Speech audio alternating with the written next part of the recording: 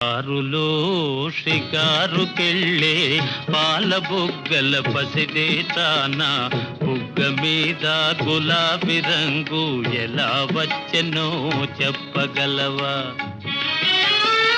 నిన్ను మించిన కన్నెలందరో మండుటెండలో మాడిపోతే, నిన్ను మిల్చిన కన్నెలందరో మండుటెండలో మాడిపోతే, వారి బుగ్గల నెగ్గు నీకు వచ్చి చేరెను తెలుసుకో. కారులో షికారుకెళ్ళే పాల బుగ్గల పసిడి తానా నిలిచి విను నీ బడాయి చాలు తెలుసుకోయి నిజాలు.